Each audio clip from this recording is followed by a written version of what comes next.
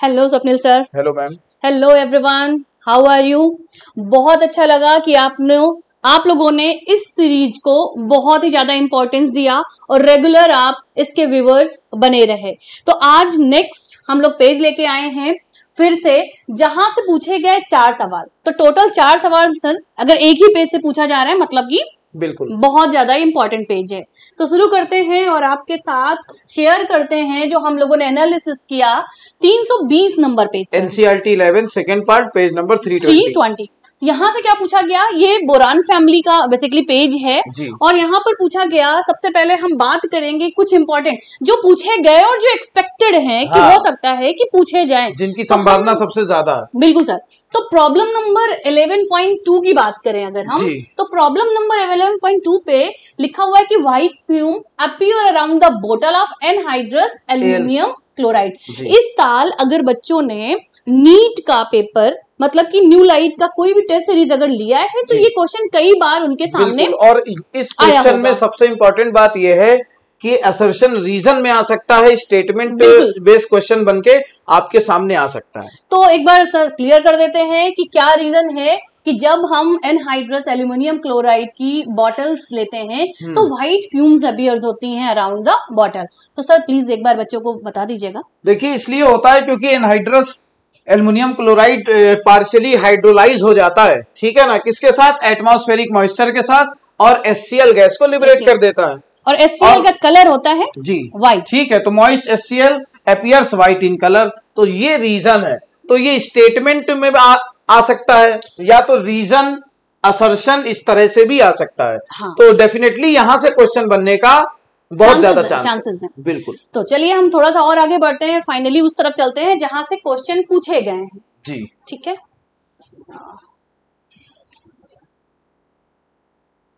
तो नेक्स्ट जो हमारा पहला क्वेश्चन जो हमने उठाया है वह है बेसिकली BF3 या BH3 दोनों के ही हाइब्रिडाइजेशन। बिल्कुल बहुत ही फैशन में कह सकते हैं सर। बिल्कुल कि आजकल इन है, लगातार पूछा गया कि बोरान फैमिली से BF3 या BH3 का हाइब्रिडाइजेशन। तो पहला क्वेश्चन जो हमने ऑब्जर्व किया वो था BF3 का हाइब्रिडाइजेशन।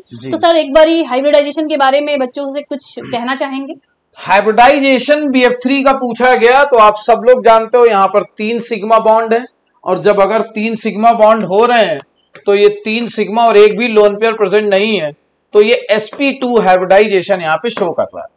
तो sp2 हाइब्रिडाइजेशन यहाँ पर सबसे पहला पूछा गया। अच्छा, ये क्वेश्चन सर कई बार देखा गया कि इसके साथ कोई और मेंबर भी ऐड कर देते हैं, भले ही किसी फैमिली का हो, कोई और मेंबर, और पूछते हैं कि कौन सा पेयर है जो सिमिलर हाइब्रिडाइजेशन रखता है, या शेप रखता है, या ज्योमेट्री रखता है, या किसमें same number of single bond या लोन पेयर्स, मतलब किसी भी तरह से फ्रेमिंग कर सकता है। लेकिन बहुत ही खास रहा है ये BF3 और BH3। बिल्कुल है ना। और एक इसमें बहुत जरूरी बात ये है, लुईस एसिड कॉन्सेप्ट भी सर यहाँ पर अगर बताएं। यहाँ पर ये पूछा जा चुका है कि मोनोमेरिक ट्राईहेलाइड्स बीइंग इलेक्ट्रॉन डेफिशिएंट, इस स्टेटमेंट से उठा के ही क्वेश्चन बना दिया गया है। आपको भी दिखाएंगे जो क्वेश्चन आए हुए हैं वो इसी लाइन से आया हुआ है। आर स्ट्रॉन्ग लुईस एसिड, ये स्ट्रॉन्ग लुईस एसिड होते हैं। एक बात और मैं बहुत अच्छी कनेक्ट कराना चाहूंगी ऑर्गेनिक केमिस्ट्री से सर, कि जब भी हम यहाँ पर लुईस एसिड की बात करते हैं तो हमने एरोमेटिक केमिस्ट्री, मतलब कि अगर हम बेंजीन की बात करें या फिर हम बात करें बेंजीन की किसी भी डेरिवेटिव या क्लोरोबेंजीन, या हमने बात की जहां पर इलेक्ट्रोमेलिक सब्स्टिट्यूशन हो रहा है, तो हमेशा मुझे एक लुईस एसिड की जरूरत होती है जो इलेक्ट्रोफाइल को जेनरेट करता है। तो बेसिकली हम लोग जो लुईस एसिड लेते हैं तो हम ग्रुप 13 के हैलाइड्स लेते हैं, AlCl3, एनहाइड्रस AlCl3 हम लोगों ने बहुत फ्रीक्वेंट यूज किया है। तो ट्राई हैलाइड्स का अपना एक बहुत इंपॉर्टेंट है inorganic as well as organic chemistry, right. चलिए आगे चलते हैं। इसके बाद जैसा कि बताया कि इलेक्ट्रॉन डेफिशिएंट हैं और स्ट्रॉन्ग लुईस एसिड होते हैं, इस पे भी सवाल आ चुका है। अब यहां पर एक इंपॉर्टेंट बात जो मैं आपसे कहना चाहता हूं, ध्यान रखिएगा, बहुत जरूरी है, और वो भी क्वेश्चन में आया है, ईयर भी बताएंगे अभी आपको। It is due to the absence of D orbital.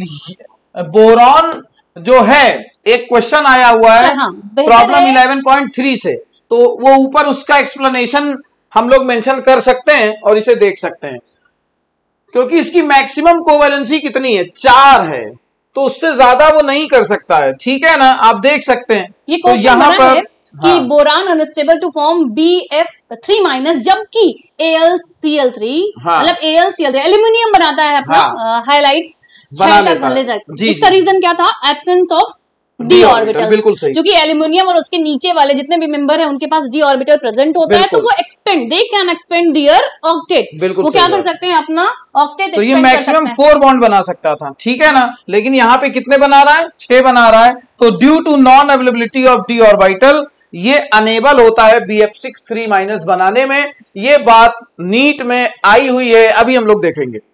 Next, इसके अलावा अगर हम देखते हैं तो एक मिनट, ये पेज हमारा रहा। हाँ, अब तो ये एक जनरल स्टेटमेंट बन सकता है कि maximum covalency of boron can not exceed 4। तो ये स्टेटमेंट सही है गलत है उसमें भी ये उठा के आपको दे सकता है। मतलब तो आप डायरेक्टली पूछा जा सकता है। और ये पेज ऐसा है, इसमें बहुत सारी चीजें हैं, ठीक। तो हम लोगों ने कॉन्सेप्ट लिया था बोरॉन के हैलाइड्स का, जिसको हम लोगों ने डिस्कस किया है, ठीक। अब और सबसे अच्छी बात कि वहां से 4 क्वेश्चन, सिर्फ 4 क्वेश्चन एक ही पैरा से रिलेटेड टॉपिक से। मुझे लगता है जो बच्चे नीट की प्रिपरेशन कर रहे हैं उनके लिए ये 4 क्वेश्चन बहुत ही आसान है और बहुत ही इजीली वो स्कोर कर सकते हैं इन 4 क्वेश्चंस को, क्योंकि सिर्फ हाइब्रिडाइजेशन पूछा गया, कभी सिमिलरिटी पूछी गई दो के बीच कितने लोन पेयर्स हैं, और लुईस एसिड कैरेक्टर पूछा गया। एक क्वेश्चन सर आया जिसमें पूरा ऑर्डर पूछा गया था लुईस एसिड कैरेक्टर। अभी हम बच्चों को दिखाते हैं, हमारे पास स्लाइड तैयार है। बिल्कुल। तो बोरेक्स के बारे में सर थोड़ा सा इसके कंपाउंड के बारे में बात कर लीजिए। इधर 4 सालों से कुछ क्वेश्चन नहीं आया डायरेक्ट, लेकिन उसके पहले अगर हम देखें पैटर्न, तो बोरेक्स और बोरिक एसिड, आर्थोबोरिक एसिड, दोनों से क्वेश्चन पुटअप किए गए हैं। तो एक बार ही देखते हैं बोरेक्स के बारे में, फटाफट फॉर्मूला बच्चों को बता दिया जाए कि बोरेक्स में क्या पूछा जा सकता है। पहला तो इसका फॉर्मूला ही है, आपसे पूछा जाएगा कि बोरेक्स क्या है। बोरेक्स है ये Na2B4O7.10H2 है ना, और जिसको हम इसकी टेट्रा न्यूक्लियर यूनिट्स भी होती हैं जो इस फॉर्म में होती हैं। बिल्कुल, ये बहुत जरूरी है, और जिससे करेक्ट फॉर्मूला एक्सप्लेनेशन भी आपके सामने आ जाता है, ठीक है। तो बच्चों के मन में यही रहता है, जबकि इसका जो फॉर्म होता है एक ये भी हो जाता है। सर एक आर्थोबोरिक एसिड की बात की है, तो आर्थोबोरिक एसिड में एक पॉइंट आता है कि कुछ यूनिट होती हैं जो रिपीट करती हैं और स्ट्रक्चर बनाती हैं। बिल्कुल, बिल्कुल। तो एक बार उसी यूनिट की बात कर दी जाए। हाँ, 321 नंबर पेज पे ये मिलेगा। एक बात और मैं बताना चाहता हूँ बोरॉक्स में जो आ सकता है और आज तक नहीं आया है, वो ये है कि बोरॉक्स को अगर वाटर में डिसॉल्व करते हैं तो ये कैसा सोल्यूशन देता है? एल्कलाइन सोल्यूशन देता है। ये स्टेटमेंट बन के आ सकता है, फिर मैं बोल रहा हूं आपसे, ठीक है। तो ये आप देख सकते हैं, तो ये कैसा होता है? वाटर में डिसॉल्व करने पर एल्कलाइन सोल्यूशन देता है। और बोरॉक्स की हीटिंग सभी लोग जानते हैं, बीड्स बनती हैं। हाँ, सबसे पहले यहां पर आप देखो सोडियम मेटाबोरेट, और फाइनली जो है, जो हम लोग जिसके बारे में जान रहे हैं यहां पर, वो है B2O3।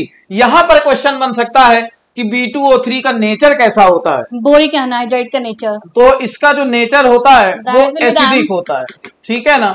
कैसा होता है B2O3 का नेचर? एसिडिक होता है। तो यहां से ये सवाल बन सकता है। तो पॉसिबिलिटी ऑफ क्वेश्चन अगर देखा जाए तो पेज नंबर 320 बहुत ज्यादा 321 बिल्कुल है ना, पूरा एक पेज। ये 2 पेज बहुत हम कह सकते हैं कि सर हम लोग पेज के साथ साथ बच्चों को बता रहे हैं कि हम एक आर्टिकल लेके आएंगे, हर बार एक हेडिंग लेके आएंगे जहां से ज्यादा मैक्सिमम क्वेश्चन फ्रेम हुए हैं। तो आज की जो हेडिंग थी that is on boron and boron hydrides and acids and compounds. एक बात और सर कि यहाँ पर इससे ज्यादा एनसीईआरटी में जितना गिवन है उससे ज्यादा बच्चों को बताया जाता है कि बीड किस कलर की मिलेगी। जी। और वो कंफर्म करता है कि वहां पर कौन सा डी ब्लॉक एलिमेंट रहा होगा। बिल्कुल। यहाँ पर जो दिया गया है सिर्फ उतने की बात करेंगे कि अगर यहाँ पर हम कोबाल्ट की बात करें तो मुझे ब्लू कलर की बीड मिलती है। बिल्कुल सही बात है ना। इसके अलावा भी कई सारे ट्रांजिशन मेटल्स हैं जो बच्चे पढ़ते हैं ऑलरेडी, क्लासरूम में पढ़ाया जाता है, लेकिन सिर्फ एनसीईआरटी पर चूंकि हम लोग स्टक है तो एनसीईआरटी ने ब्लू कलर की बीड बताई। बिल्कुल सही बात।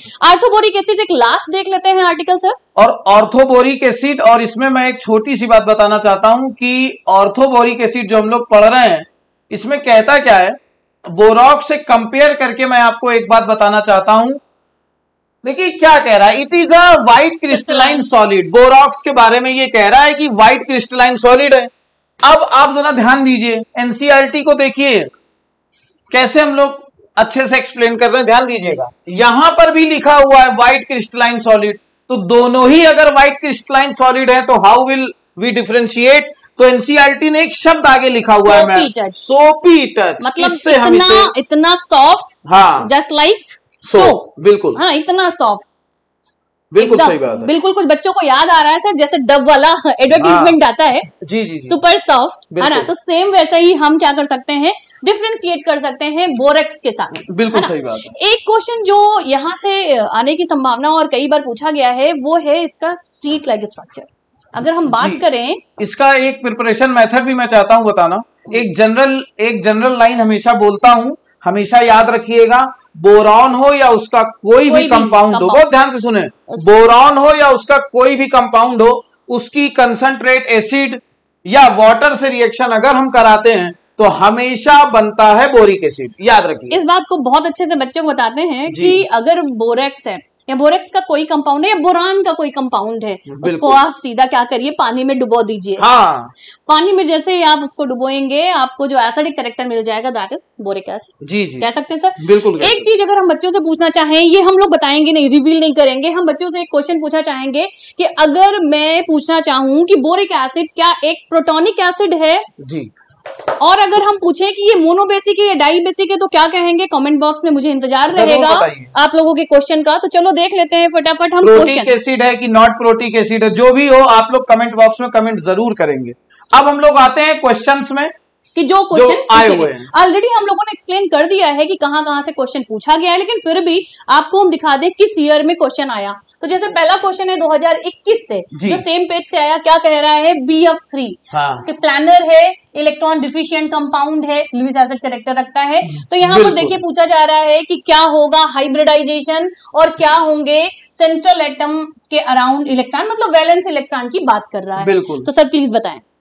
तो अगर BF3 की बात हम लोग कर लेते हैं तो सीधे आपके सामने है, और ये BF3 हम लोगों ने बना लिया। यहां पर 3 सिग्मा हमें सीधे सीधे नजर आ रहे हैं, तो 3 सिग्मा से हम लोग सीधे यहां पर sp2 हाइब्रिडाइजेशन पे चले जाएंगे। तो sp2 और इनमें इनके बारे में और जानकारी कर लेते हैं। इनका बॉन्ड एंगल 120 डिग्री होगा और ये ट्राइगोनल प्लेनर होगा। एक चीज और रह जा रही है सर, पूछ रहा है कि वैलेंस इलेक्ट्रॉन कितना होगा अराउंड द एटम। जी, तो अब एक बॉन्ड को बनाने के लिए देखिए कितने यहाँ पर इलेक्ट्रॉन इन्वॉल्व हो रहे हैं, 2 इलेक्ट्रॉन। 2, तो कितने बॉन्ड हैं यहाँ पर? 6 इलेक्ट्रॉन।